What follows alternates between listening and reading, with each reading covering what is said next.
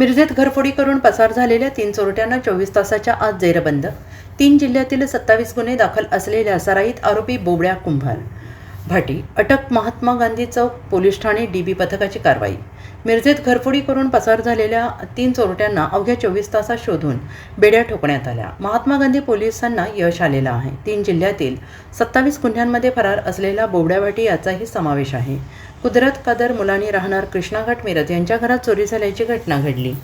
दरवाजाचे कुलूप तोडून चोरट्यांनी कपाटातील 50,000 आणि फिर्यादीच्या पॅन्टच्या खिशातील 5,000 अशी एकूण 55,000 रुपये रोख रकमेची चोरी करून पसार झाले. या प्रकरणी महात्मा गांधी पोलीस ठाण्याचे सहाय्यक पोलीस निरीक्षक संदीप शिंदे यांच्या मार्गदर्शनाखाली डीबी पथकाने चोरट्यांचा शोध सुरू केला.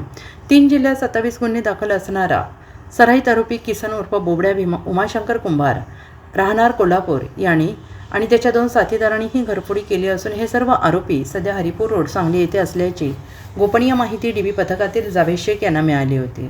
पथकाने तात्काळ कारवाई करत 24 तासाच्या आत आरोपी किसन उर्फ बोबड्या कुंभार भाटी, रितराज सुभाष गजमेश्वर राहणार सांगली, समर्थ शंकर डवरी राहणार सांगली यांना रात्री शिथाफीने ताब्यात घेतलं.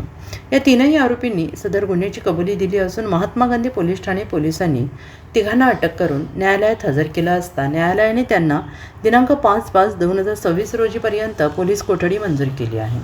ही कारवाई मिरज उपविभागीय पोलीस अधिकारी प्रनिल गिल्डा, सहाय्यक पोलीस निरीक्षक संदीप शिंदे यांच्या मार्गदर्शनाखाली police head constable Abhijit Dhangar, Shankar Gaikwad, Nanasaheb Chandanshive, Vinod Chavan, Javed Shaikh, Amol Todkar, Mohsin Tinmaker, Rajendra Harge, Ramkrishna Sarvase यांनी केली आहे. Bureau report SPN Marathi, Sangli.